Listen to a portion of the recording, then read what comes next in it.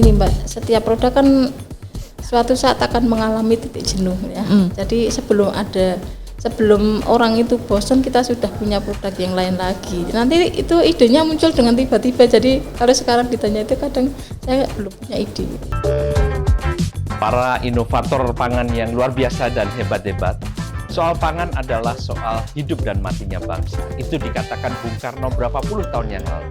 Dan hari ini ketika pandemi ini, itu menjadi semakin penting karena banyak negara di dunia berlomba-lomba untuk mengamankan kebutuhan pangan domestiknya. Oleh karena itu, mari kita dukung Pangan Fest. Karena disinilah tempat kita memanggungkan dan mengapresiasi para inovator pangan.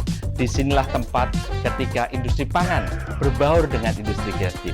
Di sini adalah tempat di mana para generasi penerus bangsa menunjukkan kreasinya, menunjukkan jati dirinya, menunjukkan bahwa Indonesia bisa maju, berkembang, jaya, dan sejahtera. Selamat kepada para inovator pangan, selamat kepada Pangan Fest.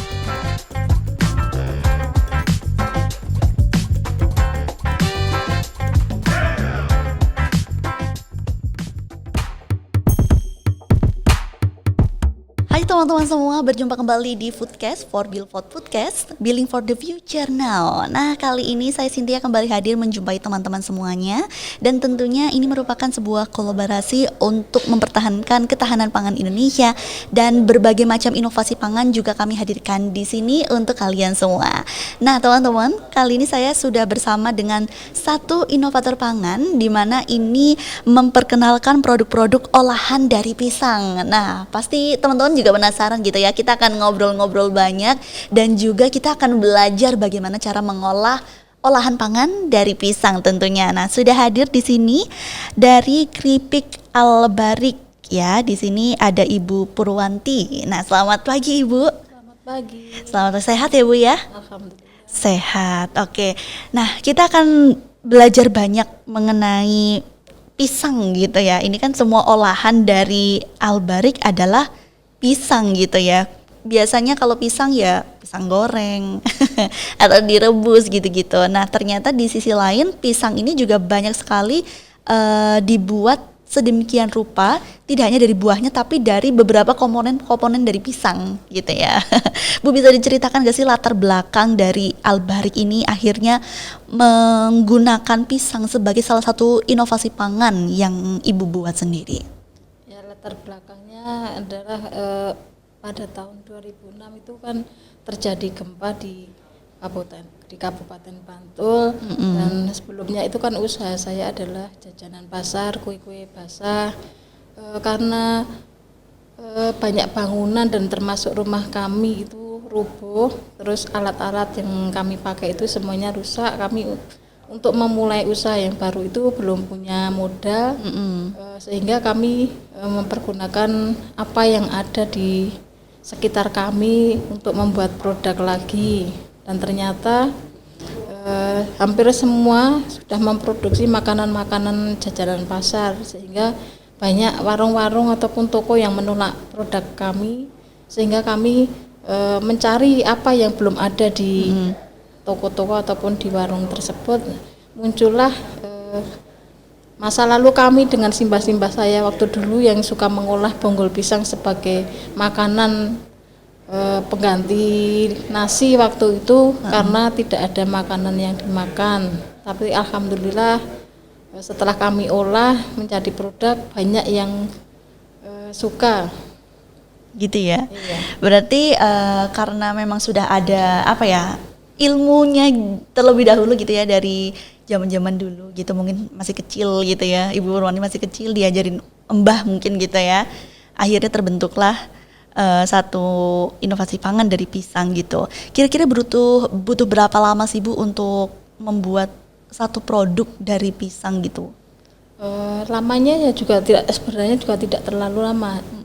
Yang paling dibutuhkan itu waktu perendaman, karena untuk menghilangkan getah supaya nanti jadi makannya itu tidak sepet dan juga tidak gatal karena ada getahnya. Gitu. Berarti perlu berapa lama Bu itu? Ya kurang lebih 3 jam. 3 jam untuk perendaman gitu ya. Nah, setelah itu bagaimana untuk mengolah itu akhirnya bisa jadi nih satu makanan kayak gini?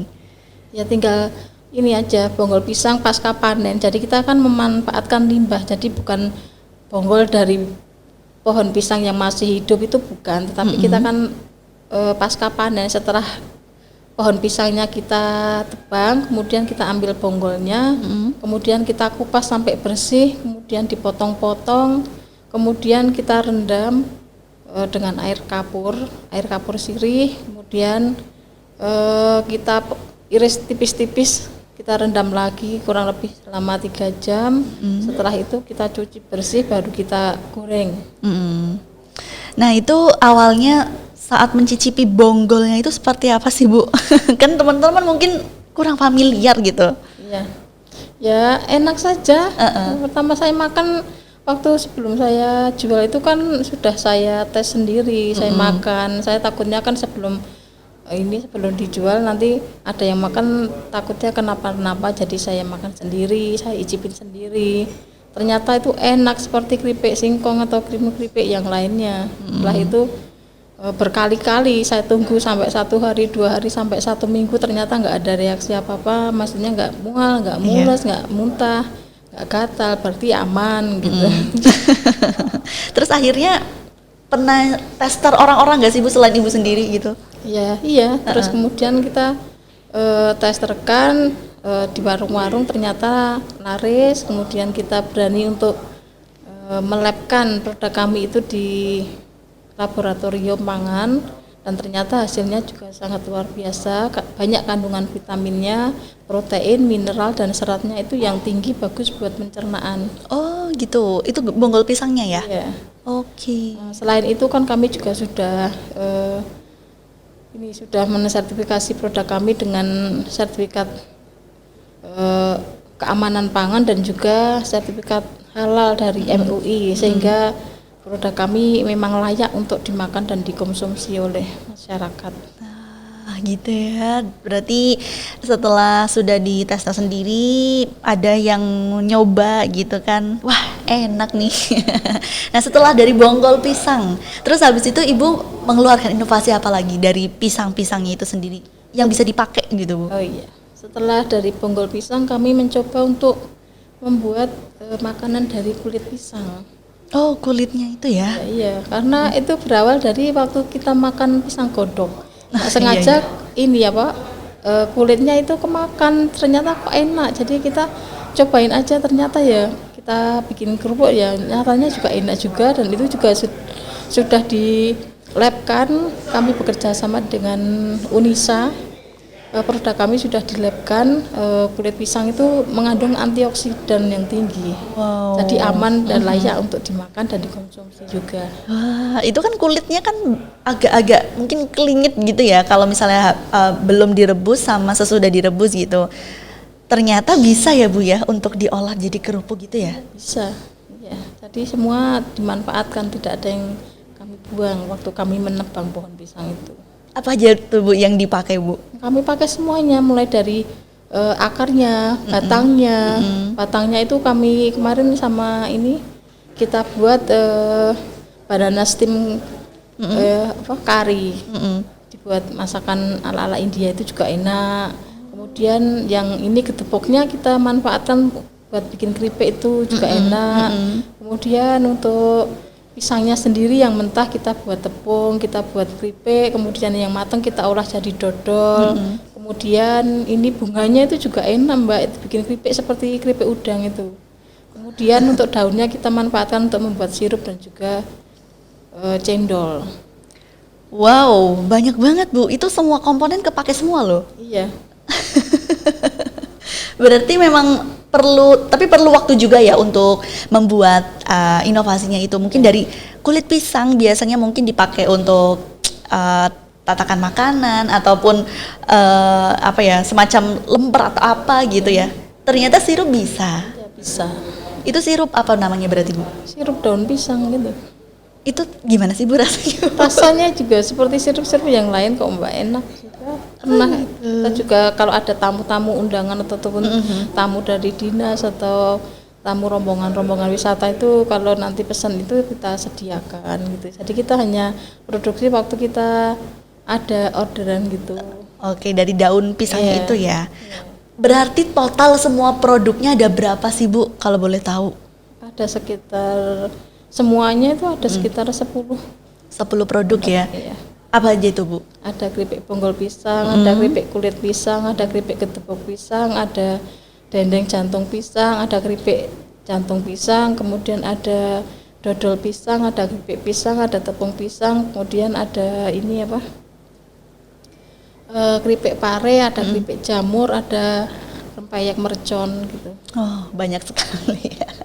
Ini kalau misalnya pengen dicoba-coba gini, wah banyak banget nih gitu, tinggal pilih mana sih yang kira-kira nggak familiar di kita gitu ya Bu ya. Nah setelah itu udah membuat produk-produknya, bagaimana akhirnya dikenalkan ke masyarakat Bu? Ya kami kenalkan di masyarakat dengan cara kita ini apa? Kita titip-titipkan di warung-warung, kemudian di supermarket, di pusat oleh-oleh, kemudian kita juga bekerja sama dengan IO bis wisata, dengan instansi pemerintah. Ada tamu dari pemerintah itu suka dibawa ke tempat saya, jadi menambah pemasaran. Kemudian ada dari instansi dari luar kota, luar daerah itu yang studi banding di tempat kami, sehingga kedok tular gitu loh Mbak. Mereka saling memberitahu antara satu dengan yang lain. Oke, kalau misalnya sudah ditaruh di beberapa supermarket, sekarang mungkin di Jogja gitu ya. Kalau dipasarkan kembali gitu, misalnya kayak model reseller gitu juga banyak ya Bu sekarang ya? Iya, banyak juga reseller kami ada di Bandung, kemudian di Garut, ada di Sidoarjo, ada di ini Semarang juga ada, di Jogja, Sleman sini juga ada.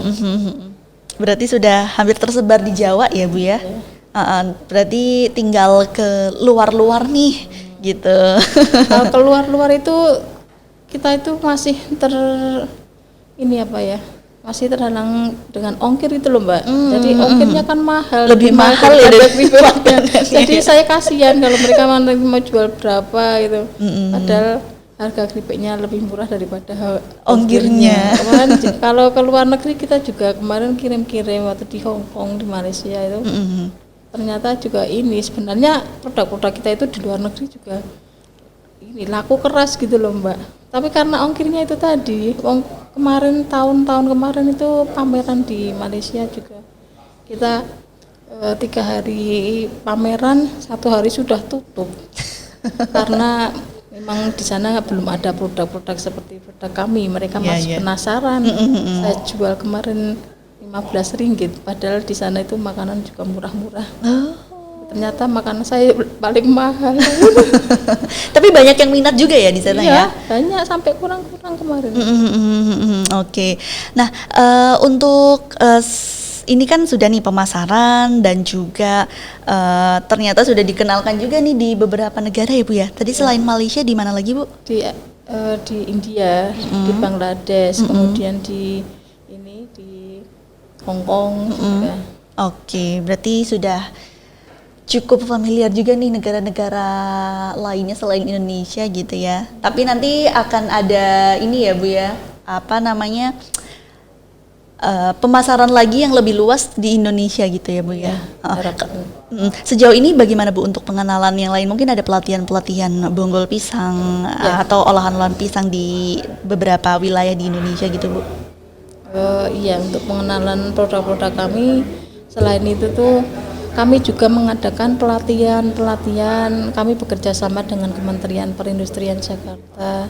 Setiap ada ini bimbingan teknis ataupun pelatihan kewirausahaan itu kami diundang untuk sebagai instrukturnya. Baik di Sumatera, Kalimantan, di Bali, kemudian di Medan, di Lampung, di Jakarta, Bandung, hampir semuanya di kota-kota besar di tempat kami. Selain pelatihan, setelah itu bagaimana Bu outputnya Bu? Ya sangat antusias sekali masyarakatnya, dan sekarang juga udah jalan. Jadi sekarang produk bonggol pisang dan produk-produk saya itu sekarang sudah banyak ditemuin di berbagai wilayah, karena memang saya saya sebarkan gitu ilmunya. Berarti teman-teman juga banyak yang tahu ya. Iya. Jadi habis itu dikembangkan sendiri di wilayah tersebut gitu ya Bu ya. Nah kalau boleh tahu untuk produk-produknya harganya berapa sih Bu? Ini rata-rata 15.000 Mbak. Semuanya hampir 15.000 ya? Yang bonggol pisang itu 15.000, kemudian yang kulit pisang sama getepok itu 10.000. Kalau untuk yang sirup, terus dodol gitu-gitu Bu? Dodol 15 juga. Yang sirupnya nanti ada 17.000. Terjangkau semua loh. Dari 10.000 sampai kurang lebih 17.000 itu ya Bu ya. Tinggal pilih aja tuh teman-teman kalau yang mau pengen nyobain olahan-olahan pisang selain buahnya. Kalau buahnya tadi dibuat dodol, daun pisangnya dibuat sirup gitu ya Bu ya. Gedeboknya lalu kulitnya dibuat keripik. Kita pasti penasaran lah untuk nyoba gitu ya Bu ya. Nah, ini kan merupakan satu inovasi pangan dan tentunya juga bisa mempertahankan ketahanan pangan Indonesia ya Bu ya dengan menggunakan produk-produk lokal, produknya sendiri gitu ya. Bagaimana sih cara Ibu Purwati untuk tetap mempertahankan ketahanan pangan di Indonesia Bu? Untuk mempertahankan produk pangan lokal di Indonesia ya dengan cara kalau kami itu tetap memproduksi rutin. Jadi walaupun hanya sedikit tetap harus memproduksi setiap hari, kemudian kita juga harus menjaga kualitas baik rasa maupun bentuk maupun kemasannya dan juga harganya. Kemudian kita selalu membuat inovasi-inovasi baik itu nanti varian rasanya ataupun varian ininya, kemasannya beratnya berapa, harganya berapa, itu tetap harus selalu diinovasi. Kalau ini kan pisangnya kan berarti harus dalam jumlah banyak ya pohon pisangnya seperti itu. Nah ini Ibu punya sendiri atau gimana Bu? Sebagian ada punya sendiri Mbak. Terus kemudian setelah kami berproduksi ini dari pemerintah desa membantu dengan diadakannya program pisangisasi. Jadi setiap warga itu menanam pohon minimal 5 pohon. Jadi di tempat kami itu semuanya mempunyai pohon pisang. Jadi tidak sulit kami untuk mencari bahan baku. Dari tahun 2007 sampai sekarang itu kami belum pernah keluar dari desa kami untuk mencari bahan baku. Benar-benar dari desa ya Bu ya untuk bahan bakunya ya? Iya, masih desa kami. Alhamdulillah. Dan pohon pisang sendiri kan sebenarnya juga mudah sekali berkembang biak Mbak. Jadi tidak perlu perawatan khusus. Itu jadi walaupun ditebang satu nanti tumbuhnya anaknya 5. Dan dari bonggol yang kita kupas sendiri itu saja bisa tumbuh lagi. Jadi bonggol yang sudah kita kupas itu kan ada tunasnya, itu kita sebar di situ jadi tumbuh lagi menjadi pohon. Jadi bisa kita panen lagi. Itu yang terjadi di tempat kami. Jadi pohon sampahnya di tempat kami itu tidak sampah yang ini ya, sampah yang bermanfaat juga itu loh. Menyuburkan, selain menyuburkan tanah juga bisa berbuah lagi. Wow, berarti setiap rumah ini punya pohon pisang paling nggak 5 gitu ya, dan itu semua kepakai ya Bu ya? Iya. Wow, ini menjadi satu dorongan juga nih dari pemerintah desa kalau misalnya ada satu yang punya usaha gitu, terus dibantu dengan cara menanam sendiri gitu. Itu tidak hanya berguna untuk usaha Ibu, tapi juga berguna juga bagi mereka gitu ya Bu bagi ya? mereka juga berguna karena kan bisa mendapatkan penghasilan sampingan untuk meningkatkan kesejahteraan keluarga. Nah itu tidak hanya mempertahankan ketahanan pangan tetapi juga meningkatkan kesejahteraan keluarga di desa itu. Jadi nggak keluar dari desa, bener-bener pure dari dalam ya Bu ya. Semua bahan baku dari dalam gitu ya. Untuk yang lainnya juga semuanya produksi sendiri gitu ya. Kalau untuk misalnya dari karyawan-karyawan sendiri Bu, dari situ juga warga situ juga. Tetangga-tetangga kiri kanan ada juga, tetangga desa juga ada. Iya, yang namanya asas gotong royong juga ya Bu ya. Iya. Lebih enak Mbak karyawan kalau dari tempatnya sendiri. Jadi kalau mau lembur mau apa itu kan deket, mudah untuk komunikasi. Iya, jadi mungkin yang sudah berkeluarga gitu, kalau mau izin, aduh anak aku nih gimana? Anaknya bisa dibawa. Oh gitu. Kita masih ini ya kan usaha di desa itu kan masih familiar, jadi masih tahu itu toleransinya masih tinggi. Nah gitu, sangat mudah sekali ya Bu ya ini ya. Bahan bakunya juga mudah didapat didapat di desa juga gitu ya. Baik. Nah, kalau untuk teman-teman yang mau belajar nih Bu, bisa ya kalau teman-teman dari teman-teman yang masih kuliah ataupun ada studi banding yang mau datang gitu bisa ya Bu ya? Siap Mbak. Hampir semua universitas ataupun akademi di Jogja itu banyak yang studi banding, kemudian ada KKN, ada PKL, ada magang, ada PKM, itu semua hampir di tempat kami. Dan instansi pemerintah itu juga alhamdulillah recommended tempat kami. Walaupun masih sederhana tapi kan ya nggak tahu mereka nyaman di tempat saya gitu. Yang penting ilmunya bisa didapatkan gitu Bu ya. Nah, kalau teman-teman nih yang mau datang gitu langsung ke tempat Ibu Purwati, bisa datang ke Widaran ya Bu ya. Widaran RT 7 Ponggok Sidomulyo Bambang Lipuro di Kabupaten Bantul. Nah, di sini teman-teman yang mau magang ataupun mau melakukan studi banding atau melakukan kunjungan gitu ya. Kunjungan untuk teknologi pangan dan lain-lain, itu bisa banget ke Kripik Albarik yang ada di Widaran RT 7 Ponggok Sidomulyo Bambang Lipuro Kabupaten Bantul gitu ya Bu ya. Bu, harapan ke depan nih terhadap produk yang Ibu buat dari Kripik Albarik ini sendiri, kedepannya ingin membuat inovasi apa lagi sih, dan juga harapan ke depan untuk pemerintah dalam mendukung ketahanan pangan Indonesia seperti apa Bu? Harapan saya ya pemerintah selalu mendampingi baik dalam hal peralatan, terus kemudian pemasaran, itu harapan kami. Kalau untuk inovasi untuk saat ini kami baru ini, nanti kepikirnya nanti kalau sudah ini udah lama kan gini Mbak, setiap produk kan suatu saat akan mengalami titik jenuh ya.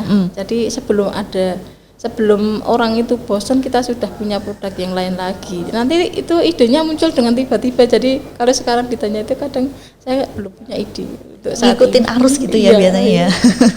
Ya. Dan yang penting itu kita telaten, kita tetap mengutamakan rasa dan kualitas. Jadi berkat Bonggol Pisang ini juga kan kita bisa istilahnya ya bisa kemana-mana gratis, bisa bersilaturahim dengan saudara-saudara, teman-teman baik di dalam maupun di luar negeri. Berkat Bonggol Pisang juga kami bisa pergi ke luar negeri dengan undangan negara. Alhamdulillah pada tahun 2016 kemarin kami diundang untuk memberikan kewirausahaan di Daffodil International University di Bangladesh, kemudian di University Amrita di India, dan kemudian di Malaysia. Ya, hidup-hidup jalan-jalan gratis gitu.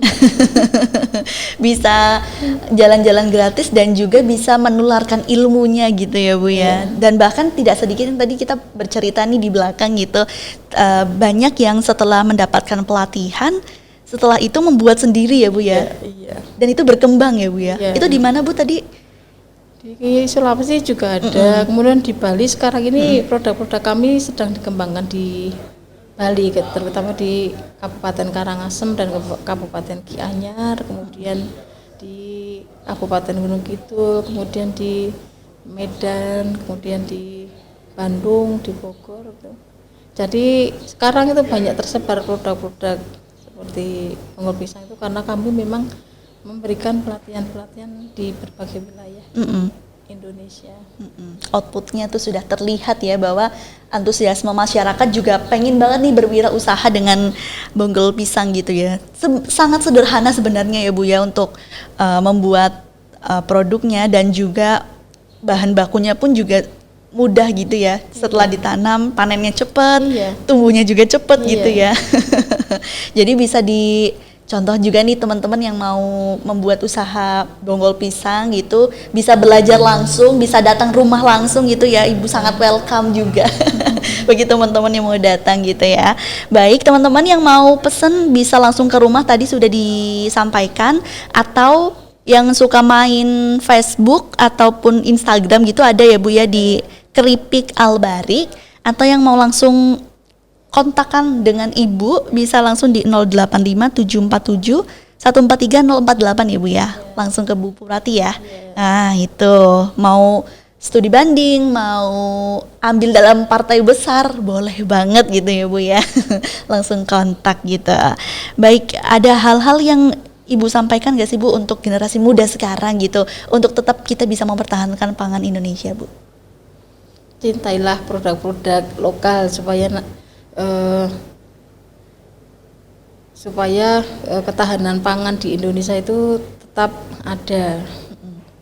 Karena kalau bukan kita sendiri yang melestarikan, siapa lagi? Benar. Tetaplah cintai produk Indonesia dan juga bisa berinovasi dengan produk-produk dan juga bahan lokal yang ada di lingkungan kita sendiri ya Bu ya. Nah, seperti pisang yang sudah dibuat oleh Ibu Purwati, dari semua komponen ini terpakai dan juga bisa dinikmati oleh masyarakat gitu ya Bu ya. Ibu terima kasih banyak untuk kesempatan hari ini. Semoga bisa terus berkembang ya Bu ya di seluruh Indonesia dan juga Amin. bisa jalan-jalan lagi ya Bu ya. Amin. Dalam waktu dekat ada mau kemana nih Bu? Ini minggu depan ke Pulau Samosir sama Kementerian Perindustrian Jakarta. Nah, teman-teman yang ada di Pulau Samosir, tunggulah kedatangan dari Ibu Purwati gitu ya, yang mau belajar tentang gedebok pisang dan semua komponen pisang ini bisa banget langsung datang gitu di acaranya biar bisa tahu bagaimana untuk pengolahannya gitu ya Bu ya. Sekali lagi terima kasih Ibu, sukses selalu dan sehat selalu ya Bu ya. Alhamdulillah, amin. Amin. Nah, teman-teman yang mau melihat berbagai inovasi pangan lainnya bisa cek di YouTube kita dan juga Instagram kita di Forbil Foodcast, dan jangan lupa follow dan kunjungi website kita di www.forbil.id. Sampai jumpa di inovasi pangan berikutnya.